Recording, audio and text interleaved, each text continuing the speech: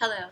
So I'm going to show you what the web platform or video platform Zoom looks like.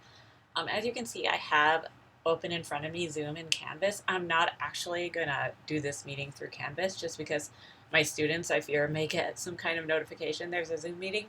But you can set up Zoom meetings in Canvas to start at a future time. And this is how you would do it. Remember, all students would get a link or they get some kind of Canvas notification for it. What I'm going to show you right now is how to host a meeting through the Zoom website. So you can see if I click on my account, you'll see something like this. So I recommend you all create some kind of Zoom account. You can probably do so through Canvas.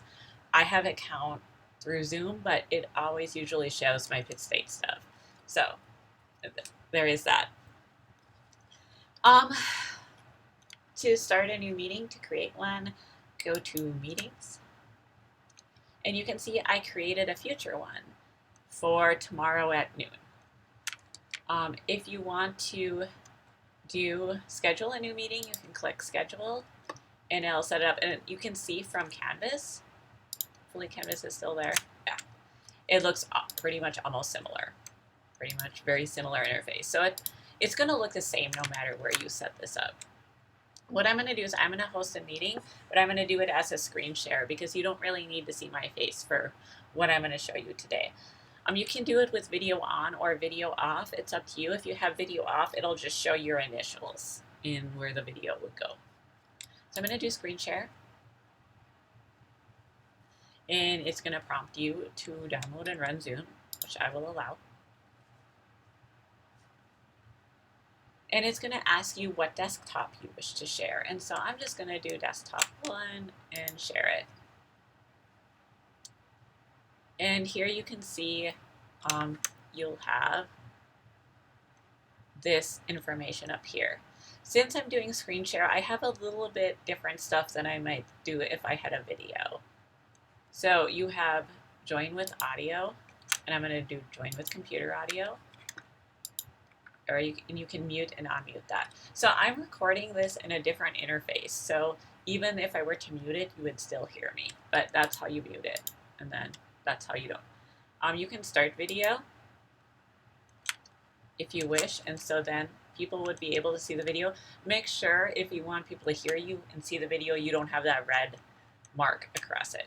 Manage participants. So here, if I were to click on this, I can see everybody in the Zoom meeting.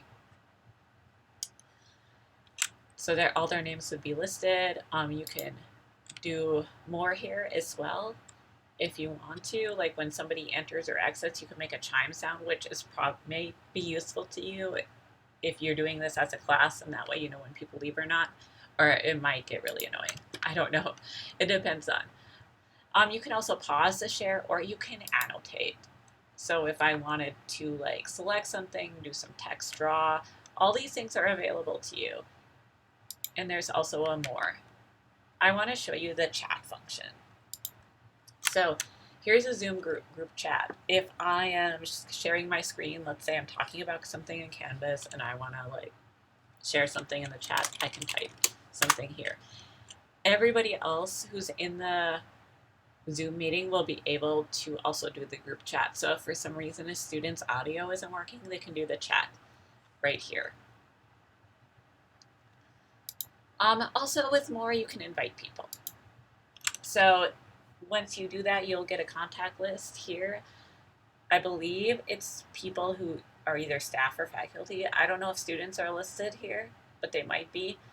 What I usually do is I'll just copy the URL or copy the invitation. I really want that right now. So copy URL, and the URL has been copied to the clipboard, and then you can just send that to students through email or post it as a message in Canvas.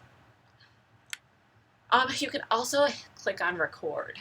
I will usually set up all my Zoom meetings to just automatically record just so that I don't forget to do so. But you can do that as soon as the meeting starts if you wanted to.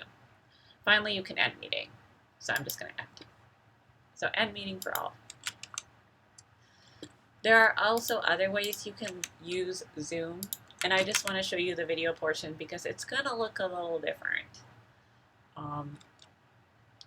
than what you saw here. So I'm just going to do it with video on instead of the screen share.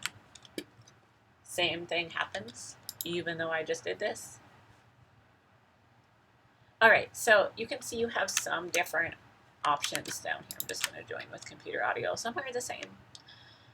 But if you do just start like without the screen share, you're going to see something like this. Invite is the same. Manage participants is pretty much the same. If you decide to go from seeing students seeing your face to sharing the screen, you can do that here. You can also still have the whiteboard. If you have iPhone or iPad, that is there. And then, of course, the chat function. So again, same here. You can record the meeting if you want to.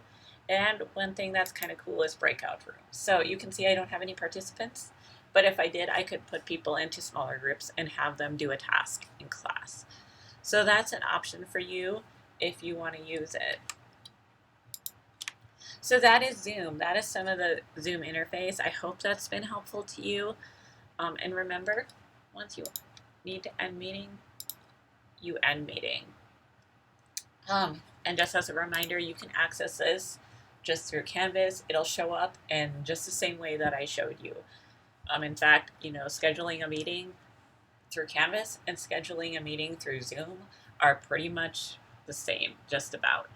You should get a link for the Zoom meeting that you create, and then students can click on that link. All right, I hope that was helpful for you, and thank you for listening.